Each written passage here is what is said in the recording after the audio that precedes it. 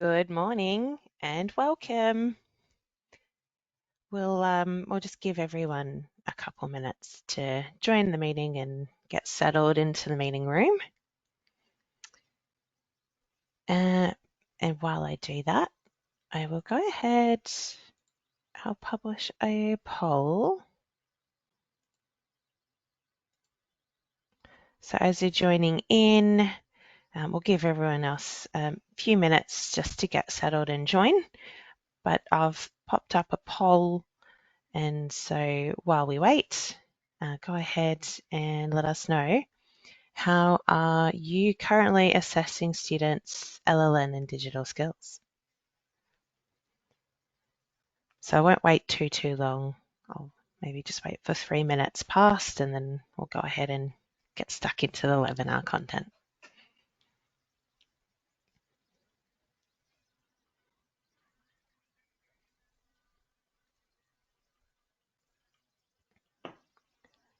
Love to see a few people saying not sure someone else handles it.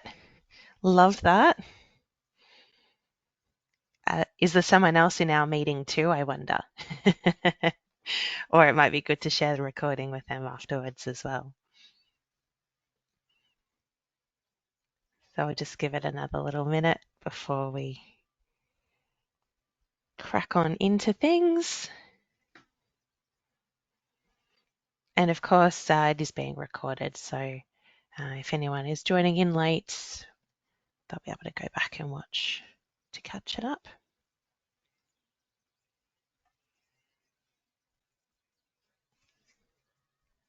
A few more people joining in.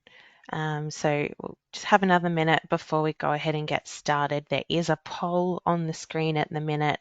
So if you do have a minute before we kick off, go ahead and answer that question in the poll.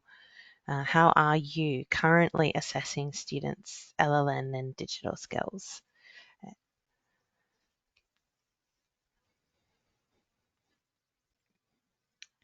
Alrighty. Well, it's 3 minutes past 11, so we might as well make a bit of a start. And let's end that poll and share the results so other people can sort of see where that landed. Which was our winner? It was, we use a third-party online assessment tool, 39% there. Not sure someone else in the team is handling it, 24%. And 12% for all the other options, a tie at the end for we don't currently assess or use manual or paper-based process, or we use an integrated LLN tool. And that last option, integrated LLN tool with LMS and SMS, is what we'll be showcasing in today's webinar. All right, let's close down that poll and let's jump over to our webinar slides. So just to start with a quick introduction to myself, my name is Hayley Zindstra. I'm a Customer Success Manager with eSkilled. Lovely to meet you all today, if I haven't already, and I'll be your webinar host for the day or the session. Now, if you have not joined us for a webinar before and you haven't joined a webinar on GoToWebinar before, in the platform you'll see in the top right-hand corner little question mark in a speech bubble.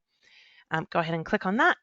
And if you do want to ask a question, you should see the little question box in the bottom right-hand corner of the screen there now. I'll try and keep an eye on that as we go and answer questions as they pop up. But if they are coming in thick and fast, or if they are a little too specific, we'll follow up after the session with you directly. There's also next to that a chat box, which is again represented by the little speech bubbles. And today I'll be sharing some links in there for you as well. So just something else to keep an eye on as we go through the session. Alrighty, but with the housekeeping out of the way, let's just do a quick review of the agenda. So obviously you've joined the webinar today knowing that the topic is around LLN, or literacy, language and numeracy, and digital. So to break that down further, what we'll be covering off is a quick overview of the new LLND requirements, an introduction to the LLN quick assess functions. These are available to everyone on a maximized subscription package. and also introduce the AI assisted marking and AI assess add-ons. So those would be an additional add-on service, but might be helpful to speed up the LLN process. All right. So first off, in respect to why we have developed the LLN quick assess features, it's primarily in response to the new standards for RTOs. And just in case you wanted some reading, or we haven't already had a read of them, that's something I'll share here in the chat box. What we're looking at on the slide here is standard 2.2, which says that an RTO should demonstrate that it takes into account the requirements of the training product and has procedures in place to review prior to enrolment the skills and competencies of prospective vet students, including their language, literacy, numeracy proficiency, and digital literacy. So based on the standard before enrolment, there should be a review of the student LLND capabilities. So that's L language, L literacy, N numeracy, D digital. So there should be a review of the LLND capabilities, and depending on that review, at B there in the performance indicators, you should be able to provide advice if that training is suitable for the student. So if I skip on to the next slide, just to go a little bit more in depth when we're talking about assessing literacy, language and numeracy, the Australian Core Skills Framework, or ACSF, is the national standard. And actually what I'll share as well in the chat is some more reading materials for you if you are interested to know a bit more about those standards or frameworks. So there's 5 key skills that are measured, and it's measured on a 5-point scale from level 1 to level 5. And this alignment ideally helps determine if a student is ready for their chosen qualification and if they have the required literacy, language, numeracy skills, or if they might need some additional support to get through the LLN requirements of that training item that they're looking at enrolling into. So the LLN Quick Assess tool is aligned to the ACSF levels, and that's going to ensure that students are assessed against a nationally recognised benchmark in that framework there. And then looking at the digital component, which might be newer to some of you attending, that is assessed against the Australian Digital Capability Framework, or ADCF, as the national standard there. And again, if you are interested in some further reading, I will pop another link into the chat box there too. And I did actually prepare another poll question, so I might just stick up another poll here, which is, do you currently assess students' digital literacy skills before their enrolment?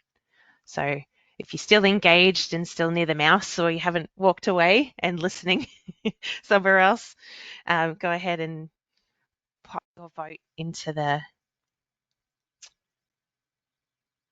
chat there.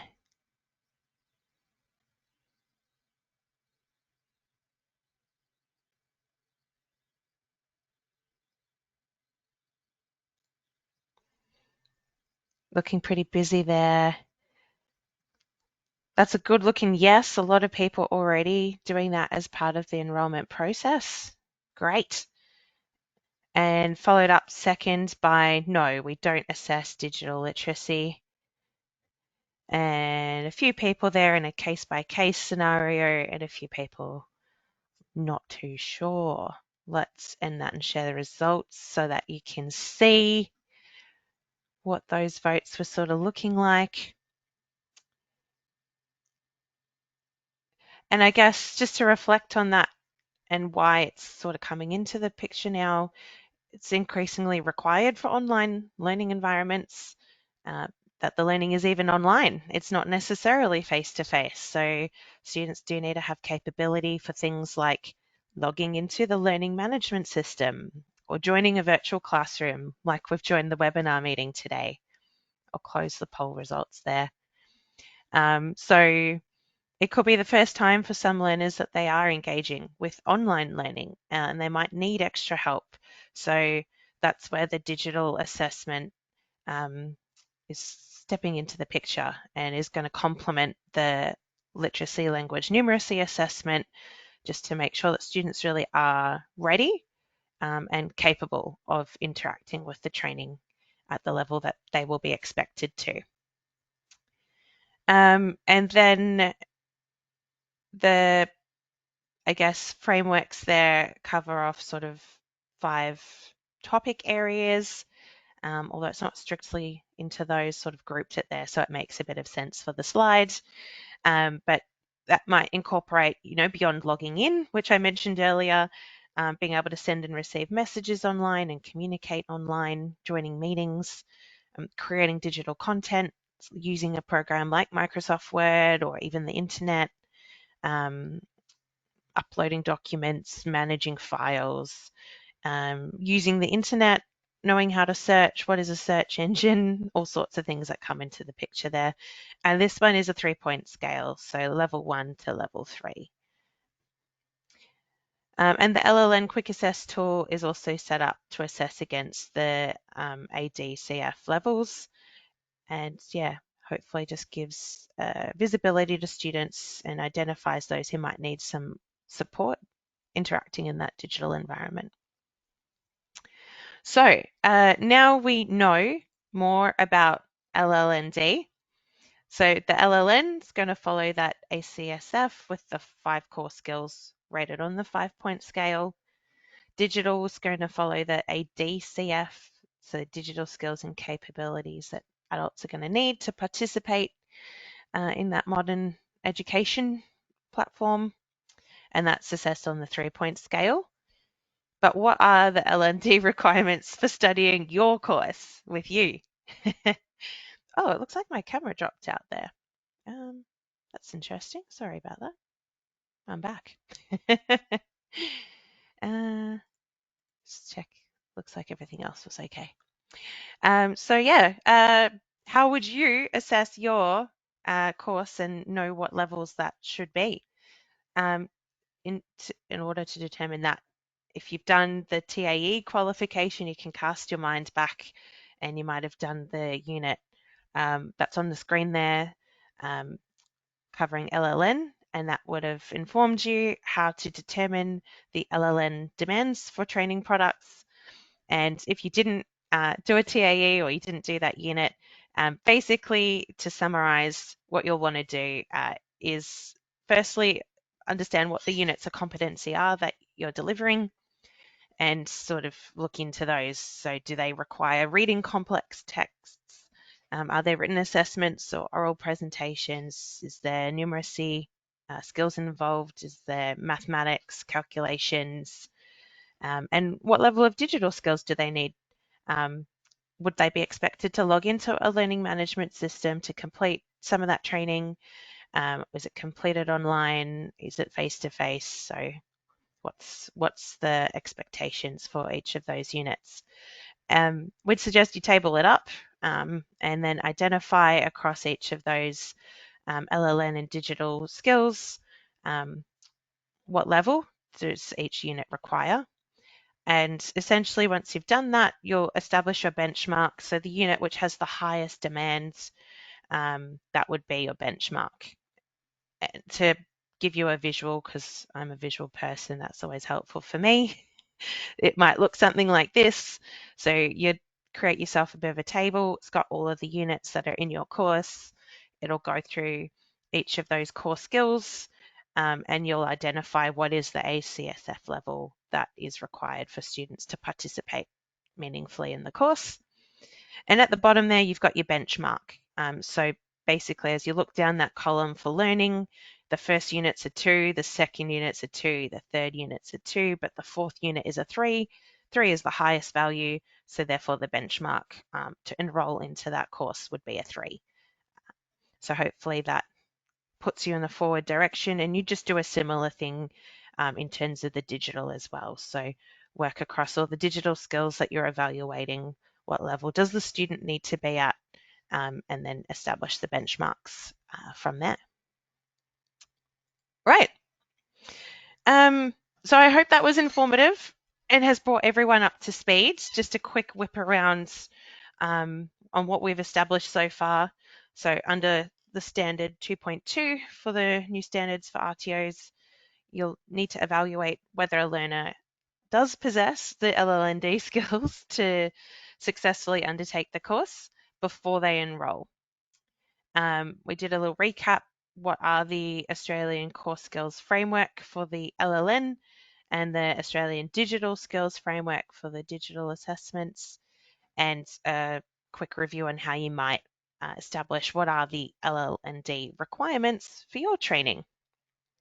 And so now I'll keep moving on and talk about how the LLN Quick Assess features in eSkilled will help you meet this new requirement efficiently, consistently, and with confidence. So we'll leave some of that theory behind us now, and we'll go ahead and look at the actual LLN quizzes in the learning management system. So with LLN Quick Assess, it's going to help you meet those new requirements. It's sort of our gift to you. And as of this morning, it should be available in your LMS account if you are on a Maximize subscription. And it is not necessarily a quick quiz. It is a carefully developed tool, and it's been tested across a variety of learners. It's adjusted after multiple rounds of testing, and it's been reviewed by an LLN specialist with a graduate certificate in adult language literacy numeracy to assure the quality and validity of the tool as well. So we're excited to be gifting that to you. Oh no, the present's stuck behind. I didn't plan that very well. All right. Just a quick screen grab before I dive into the system. But this is what you should see in your LMS account. You'll have a new category or folder, nothing revolutionary. It's titled LLND. And then inside that, you will see that there are 4 LLND courses, and these are covering different levels. So I'll go on to the next slide and dive into that some more before I open them up. But we've essentially created 4 LLND assessments.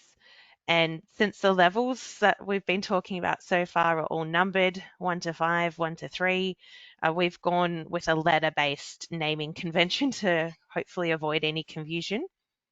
So course A, that's going to cover levels 1 and 2. Course B, that's going to cover levels 1 through 3.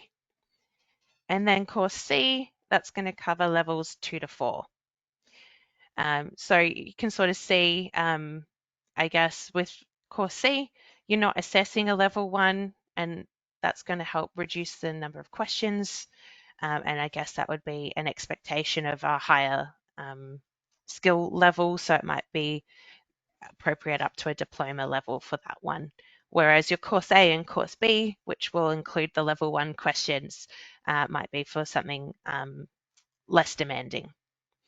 And then course D is basically everything all in one. So that's got all of the LLN levels 1 to 4 and the digital 1 to 5. And I guess concept with that too is a little bit of you can pick and choose what you want. It's all jammed into one course, so you can go from there how you will. And with that said, one thing to point out that was in my screen grab there may be a little blurry, so when I jump into the system, it might be a little clearer. You'll notice that the templates, or the word template, is the prefix in front of all these LLND courses. And that's because we do strongly encourage you to treat them like they are a template. So the tools are a reliable base, but every RTO delivers their training in a different context, so your LLND should reflect that as well. So what I'll be going through is how you can adjust that and contextualize your examples. For example, if Katie is counting apples, it's pretty boring, feels like you're back in school. But if Katie is counting how many children are in the daycare room, well, that's more of a real world counting task that might actually happen if you're doing something like a childcare qualification. So yeah, other than contextualizing, you've also got the ability there to remove, add, and reword any of the questions and adjust them depending on your delivery mode and requirements too. So in short, you can edit it all to your preference, but essentially what we've supplied you is a good base to work on. So let's go ahead and jump into the system. And if you are already a savvy LMS user, then these are the things that we'll be working through. Let me just share something else. I will share this screen here. So starting with backup and restore a course, which ties into what I was saying about these being templates. To locate them, we'll just go to My Courses, and I'm an administrator, so I can see the Manage Courses button. That's going to take me directly to the Categories and Courses page. And at the top of my list here, I've got that brand new LLND category. So once you go ahead and click on that, because it's my first category, it's already opened up actually on the right-hand side. We can see all the courses that are inside it. And so we've got our A, B, C, and D templates living in there. Very exciting to see. And as I said, these are templates, so we want to create a copy so that we can modify that and contextualize that for each of the courses that we need the LLND assessment for. There's one here I prepared earlier because the backup and restore process does take a little bit of time. And that's because it is actually copying all of the course content piece by piece. And the more content in the course, the longer it will take to load through that process.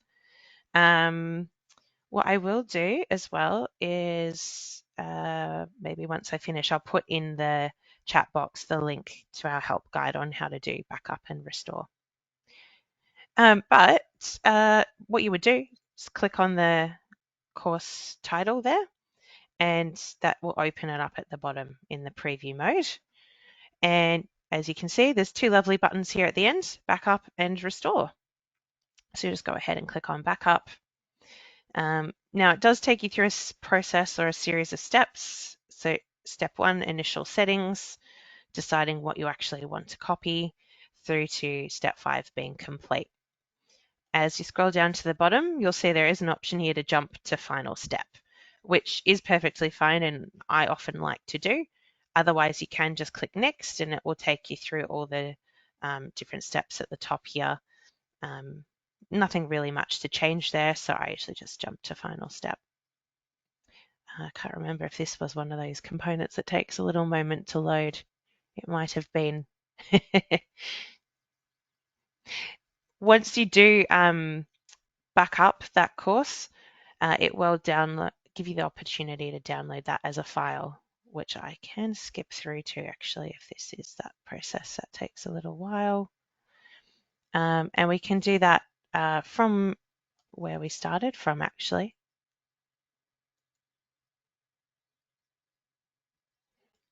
So clicking on the course, we've got the restore button. Excellent. Now, once you have done a backup, this is what you'll see. You've got a file backup there, and it's got the download little section there that's going to download it to your device. And when you're ready, you would just back up that file and you can upload the file here. So I'll choose that file from my upload file. This one there I created earlier. Go ahead and open that, upload this file. And this process does take a while as it's reading my file, and restoring that will take some time as well. So I'm not going to perform that action immediately now because it will take a moment to think. What you'll see though, once you do click restore, is it will show up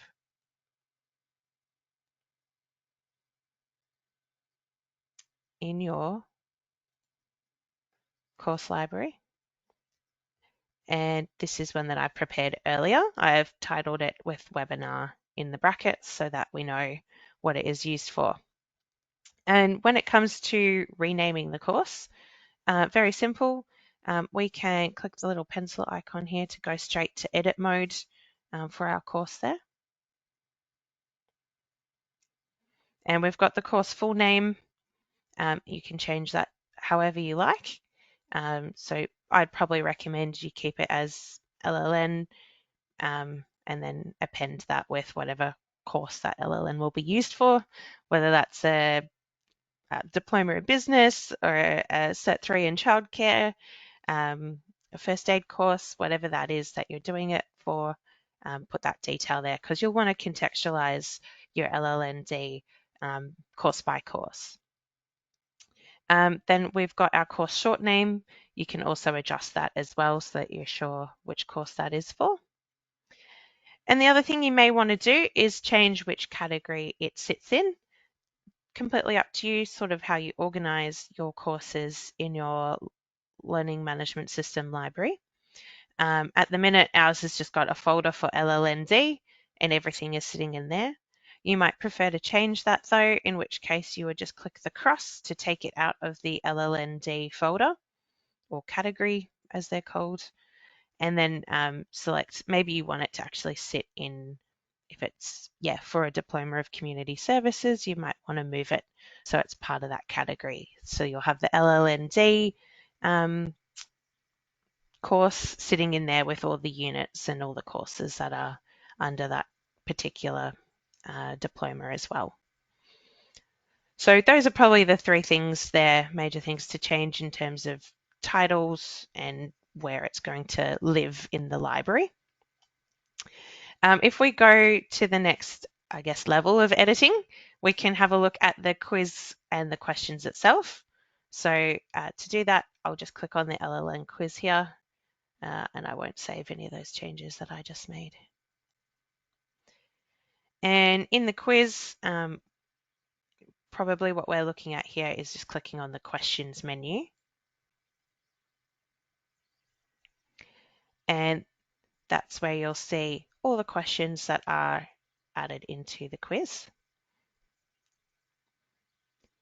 From this point, if you wanted to edit a question, we can click on the question text itself on the title.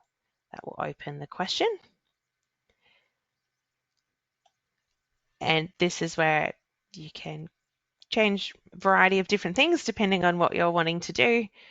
Question text, so the actual question that's being posed to the student is sitting in there. And then the responses down below. So we've got a yes and a no. And the no is the correct answer, being 100% correct. What might we change about this? Might be the question text. Maybe we want to reference a different item. This one was a little tricky one actually, because when we were looking at the quiz questions, there's actually a piece of information that starts with first. And that first quiz question is based on reading these instructions. So I was like, does Michael Brown teach on, and I've forgotten what day it asked. Might have been Monday, and no was the correct answer. Michael Brown is here teaching on a Tuesday. We might want to change that and ask about a different person from this schedule, and maybe we want to ask about Linda instead. Does Linda teach on a Monday? And the answer for that would be yes. So if we're going back to our question there,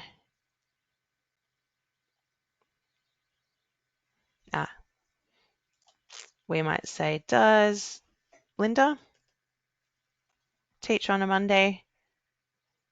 The correct answer here would be yes. So we actually also would need to change which answer is correct. So the grade would be 100% if you said yes, and 0%. Where's our 0? None. If you said no. you don't get a grade. So one example of how you might edit the question. The other thing that you'll notice here, now that I've got the question open, there is a little section here for LLN. And this is where it determines what core skill this question is in relation to and what level that question is at.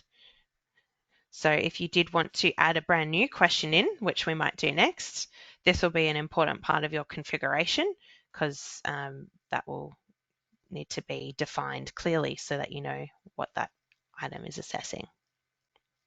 If you do want to add a new question, again, you can do that from the questions menu. This quiz already has lots of questions in it, so there's two places where we can see the add button. It's right here at the top. There's the drop-down box there, and we can add a new question in. If you scroll to the very bottom of the list, there's also an add button or a drop-down box there as well. So whether you're at the top or the bottom, it's easy to add a new one. So yeah, we'll just click add a new question. There's the whole different gamut of question types that you might want to utilize here. So multiple choice, true and false, fairly easy self-marking ones. Might be a written essay question where the student has to actually write a short sentence or paragraph to respond. What's another good one? Gap fill is another good one. Lots of different options for you if you did want to modify your questions, so there's some more variety and interest in there. Let's just go with a good old true false maybe as a quick example. And just to highlight probably the critical fields here, you need to have a question name indicated there by the little red exclamation mark. It's a mandatory field. So is having some question text and actually posing a question to the student, and a default total mark that they would receive for getting that question correct. Next, it would be, in terms of this being a true-false question, what is the correct answer? Is it going to be false or is it true? Look, if I put a practical example in there, my favorite beginner's question, is the sky blue? True or false?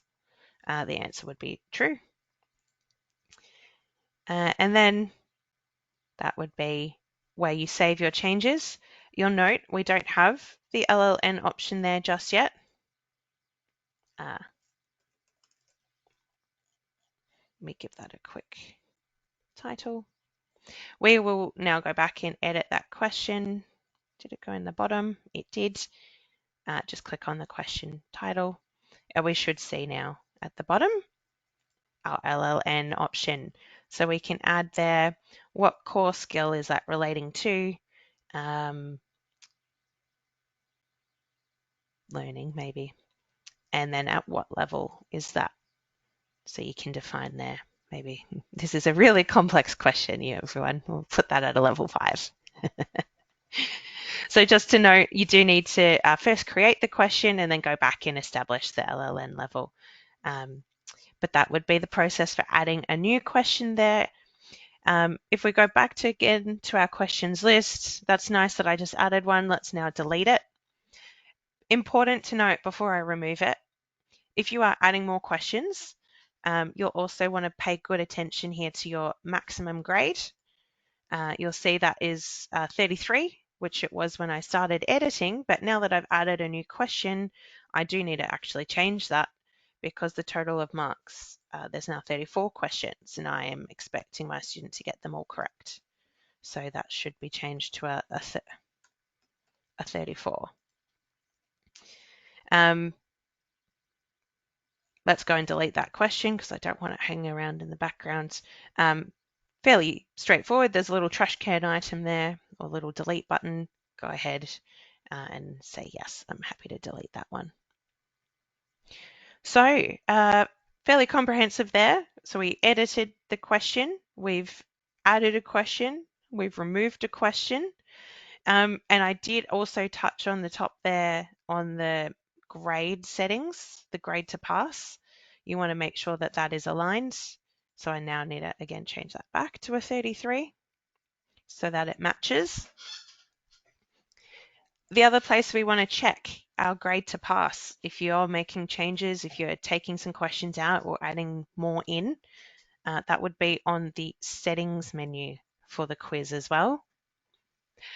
When we're in here looking at settings, the critical ones would be here at grade. We want to expand the grade and check the grade to pass here. 33 is a match for the total number of questions that you expect the student to get correct on that quiz as well. So I usually like to compare the two side by side, just make sure that they are aligned. In addition to that, if you've made changes, it is also prudent to come down here and check your completion conditions and what you're expecting that student to do. We want them to view the activity, we want them to receive a grade on this quiz, and it should be the passing grade. Excellent. The other thing that we've configured here on the settings would be what is the benchmark for passing this LLN quiz. So in this case, we're hoping that our students will have a benchmark of 2 or a level 2 for reading, a level 2 for writing, and a level 2 for numeracy, since those are the questions that we're assessing within this quiz. And then same setup there for digital skills, I believe. Oh, blank for that one. Oh, that's because this is not a digital skills quiz. This one is. But yeah, that's a nice way to tie it off. So you just want to make sure your grade to pass is correct and the activity completion conditions require them to get that grade. One additional step to look at too would be the course completion. In case you are adding or splitting up that quiz. So if you didn't like maybe the idea that it is, oops, I didn't mean to click on settings, I meant to click on questions. It is, what have we got, 40 questions in one big quiz. You might want to redesign that into individual quizzes for reading, for writing, for numeracy. Not really necessary, but I'm just trying to think of a use case where it might be something that you need to play with and check on your course completion conditions. I always navigate back to the course settings just by clicking what we call the crumb menu here, and on the title of the course, the first option in that long list. And then we can go to settings here. Actually, where I want to go is looking at the course completion conditions here in the More menu, that third one for course completion. And what you want to make sure if you're adding more quizzes in is that in the activity completion section, that all the quizzes have a check next to them indicating that they are expected to be completed in order to complete the assessment. So that's just one final thing to consider. If you're making changes on the quizzes, on the LLND assessments, that you've got all those factored in so that when they are integrating the results back to the SMS, that they do align and communicate correctly. All right, let's share back to our slides now. So just as a recap, back up and restore the templates and create a unique course for LLND for each course that you want an LLND assessment for. You can rename that course so it's clear which one it's for. LLND, Cert 4 in Business, LLND, Cert 3 in Childcare, whatever you're delivering. And you can change the course category too, in terms of organization and where you'll find it. We went through how to edit some of those questions there, editing existing, adding questions, removing questions, and then review of all the settings that might need to be taken into account too. Yes, we will share the recording. I'm just having a look here for any questions that have come through, and share the website for the LMS account. Might have to reach out to you individually there. If you've already got a subscription with us, we do have a unique URL for each subscriber. And if you don't already have one, then maybe the sales team are the best to speak to so that they can take you on a bit of a tour. Alrighty, what's next? Let's connect that in. So hopefully that's given you a bit of a concept of what you can now see in your courses for LLND assessments, how they've been structured and built, how you can edit them and tailor them to use them for your own needs. And now that we've done that, let's connect that in and talk about integration to the student management system, because L&D assessments are nice, but we need to see students enrolled into them. We need to see results. We need to see that people can see those results and be informed by them. So, yeah, I guess that goes with what I just said. They don't live in isolation. We want people to have visibility across students that are completing the assessment. And there's three key features of the LND integration between the LMS and the SMS that I'll just highlight first, which is sort of the why we bother. Number one is this spiky profile. So you can easily see and understand the learner's skills and compare those to the benchmark for the training. So an easy to digest visual or graphical format to represent that. And hand in hand with that, or side by side with that, a dedicated field to document the support strategies tailored to that student's needs. So if there is a support plan needed, if they are not meeting those benchmarks and there needs to be some thought into, is this right for them? How are we going to support them if they need some help to fill those gaps? This is where you can record that information. And then giving visibility to that information too. So trainers can access that from the attendance list, so they can easily see if there are students who need support and what those support strategies are that are put in place with them. And finally, LLND automations. Is upcoming project for us that we will be setting up automation templates for LLND and other compliance tasks, and we'll be putting these into your accounts for you to use. You'll just need to turn them on if you do want to use them and tweak them probably to suit your needs and preferences. But the automation function is already available to build yourself, so you can create as much as possible an automated workflow. These are just some of the automations that we will be creating in future. But if you want to get ahead of the curve and set these up for yourselves as early as now, they're certainly something that you can pop into the system there. So, automation emails so that you know that LLN has been submitted, completed, a reminder to students if they're a bit slow and not really getting it done because you want to kick them through to the next part and enroll them. And then also if there is LLN assistance required, some sort of a task so that your admin team keep the ball rolling and put a plan in place for that student. But yeah, the idea is that the system can take care of enrollment status updates, task delegation, and email notifications so that you don't have students falling through the cracks here. With that said, let's go take a look in the student management system at some of those setup items. Share again to this screen. And the first thing that I'll just touch on would be creating a custom enrollment status. You can do that here via the administration menu and coming into settings.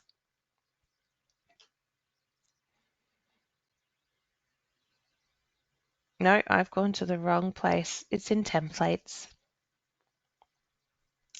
And under the system menu item at the top, we've got the first item here, where you can create your own custom enrollment statuses.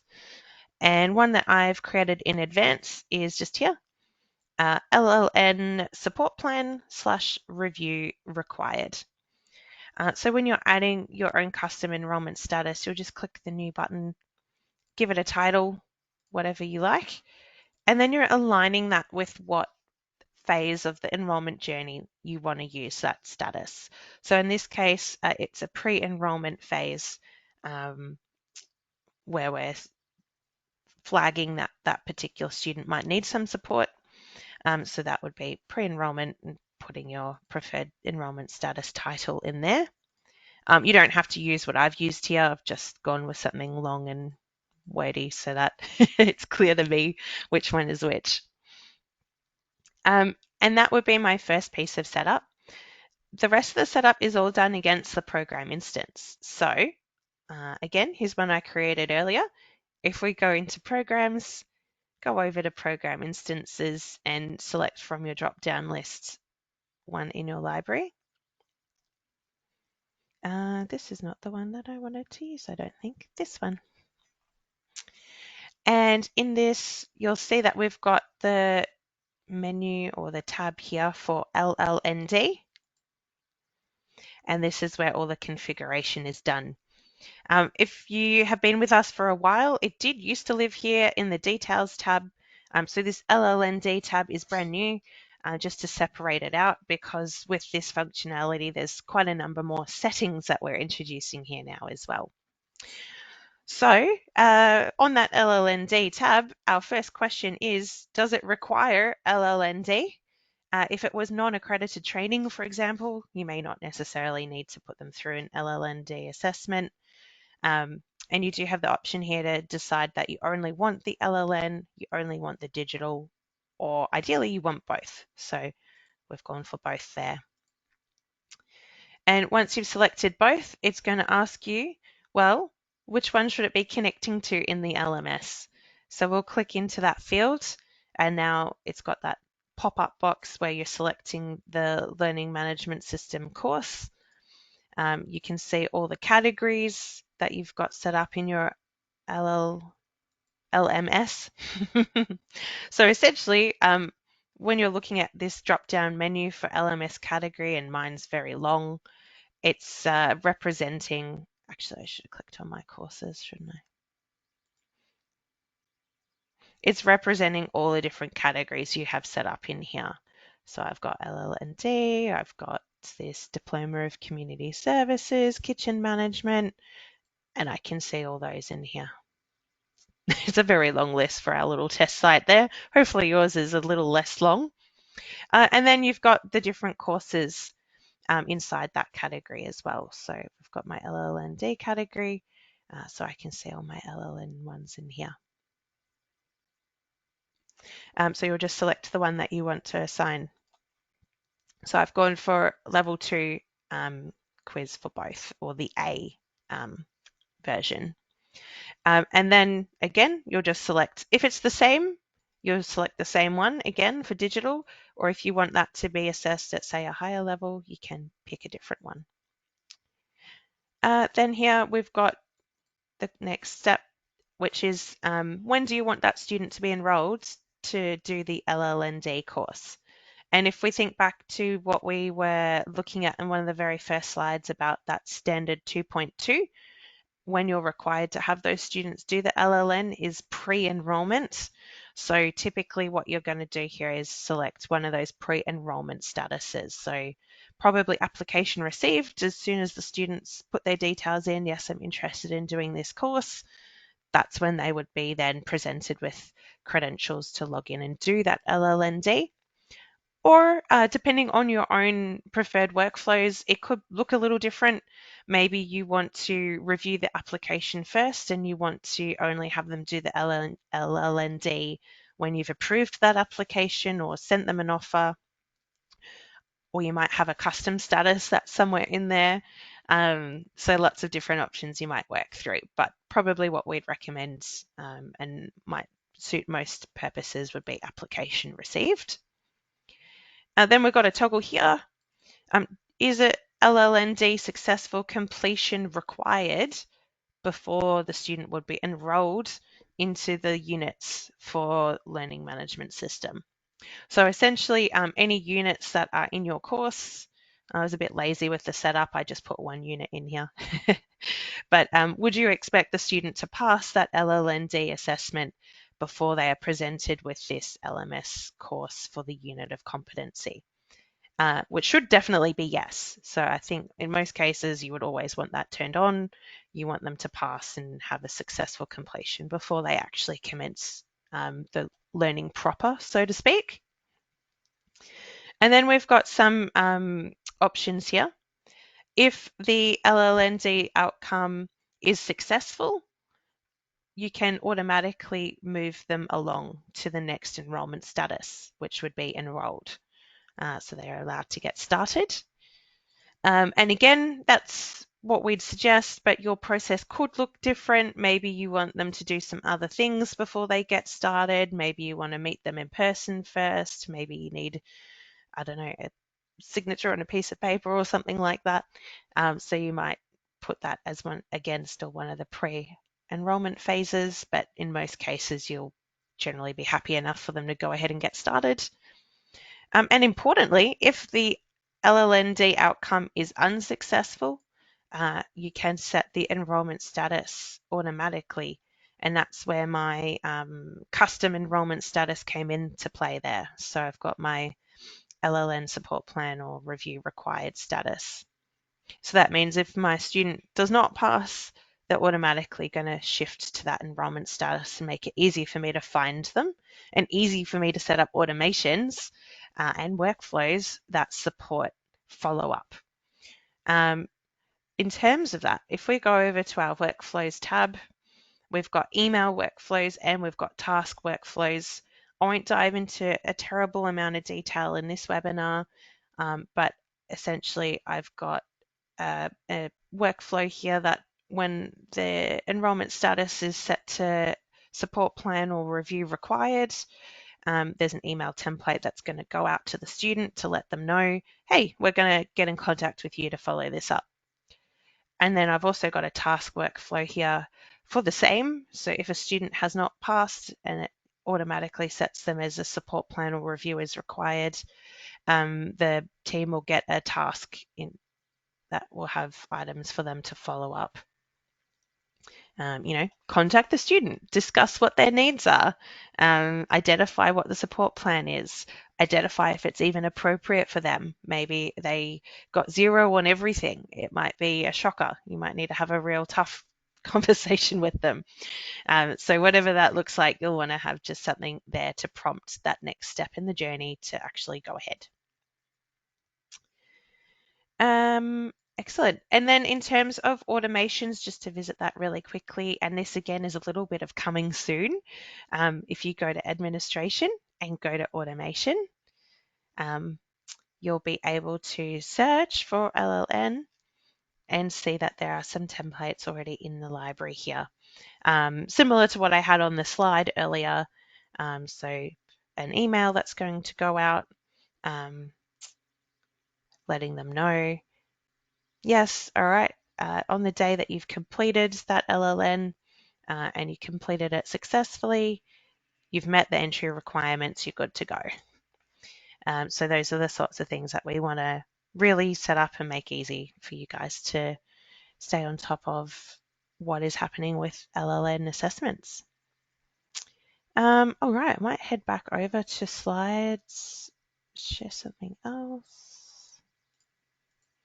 Got a few questions coming through here too. Let's have a look.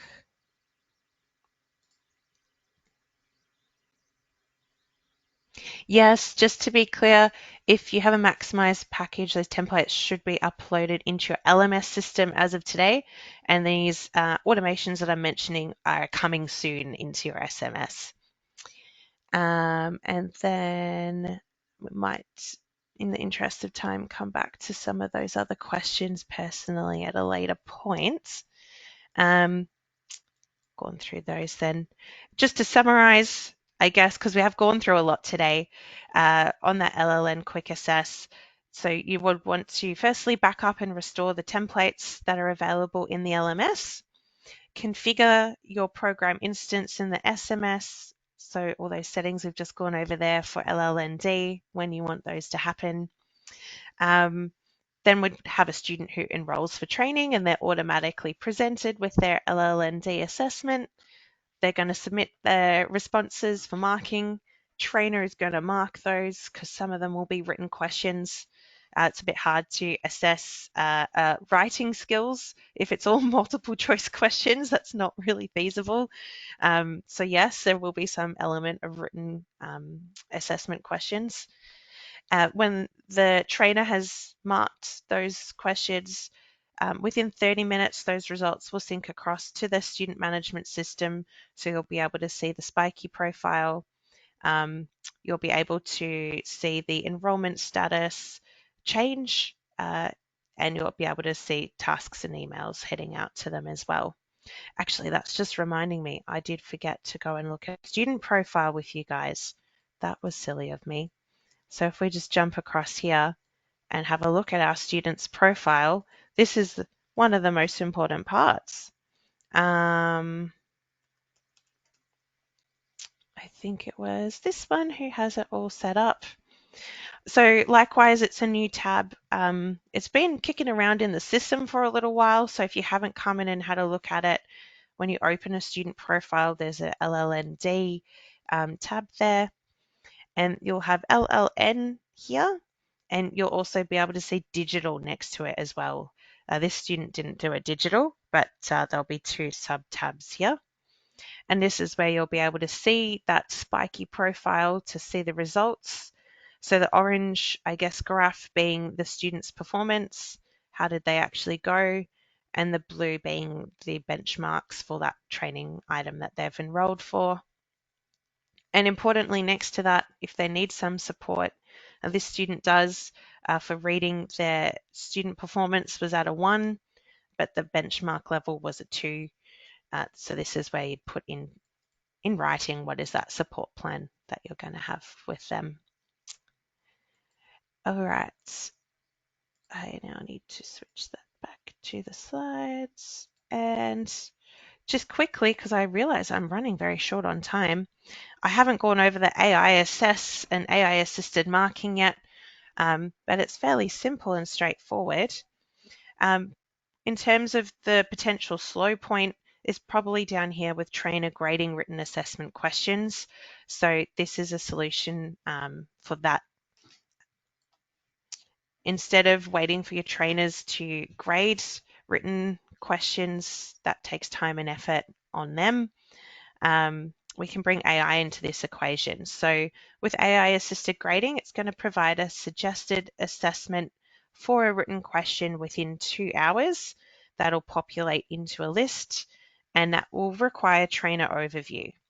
So they can either accept the AI grading that's been put in place, otherwise they can add to that, edit that, or override that as needed.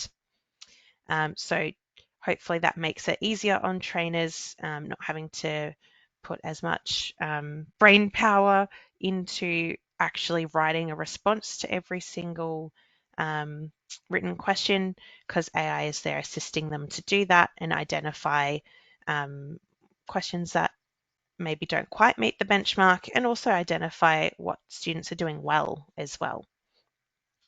And those results get synced across to the student management system within 30 minutes once the trainer has accepted or override the AI assisted grading there.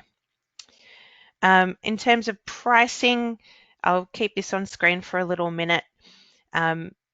There's 2 options. So on the left, you can go with an annual cost.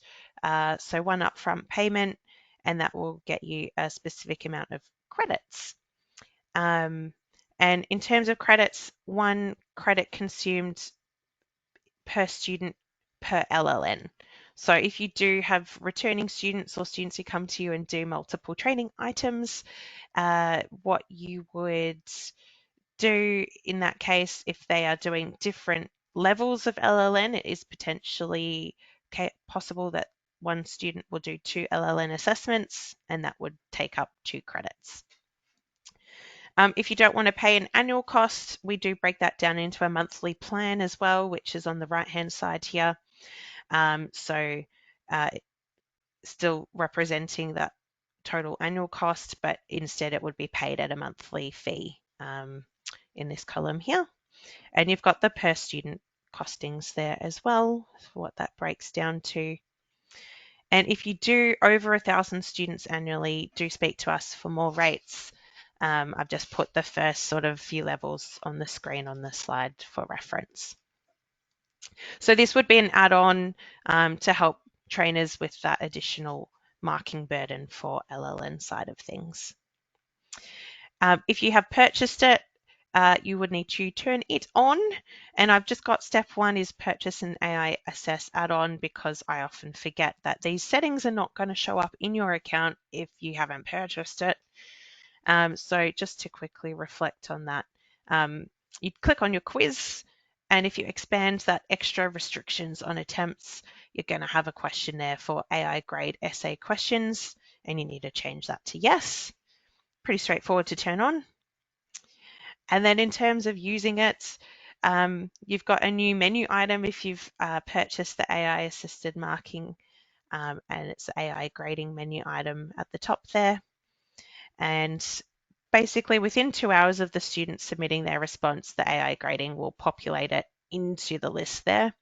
And you'll be able to see the student response, the benchmark response, and the AI marking suggestion as well. And from there, trainers going to accept or override the grading decision. We'll go in and have a quick look at that just to finish off. I think that's always nice to see. Let me change the screen across.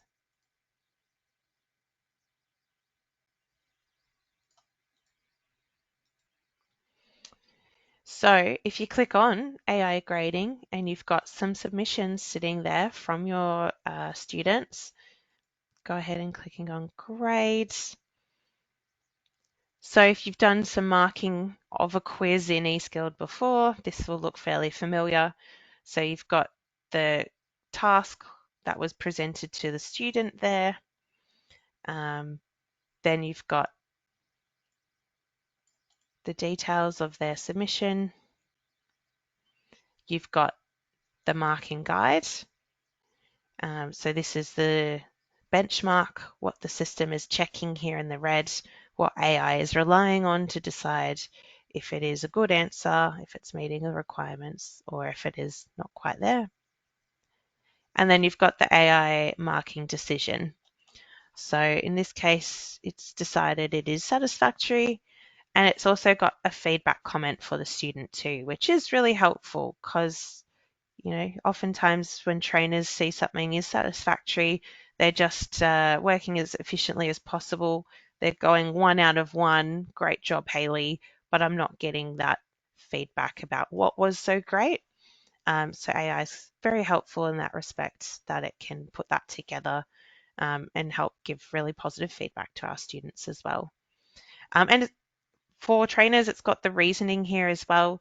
So, you know, they can use that to establish with their human brain if that is a fair and just decision, or if they think that AI is not doing its best job there. So they can come in here and adjust that as required. For example, if I'm a trainer and I don't agree, this is not a satisfactory answer, I want to mark that 0 out of 1.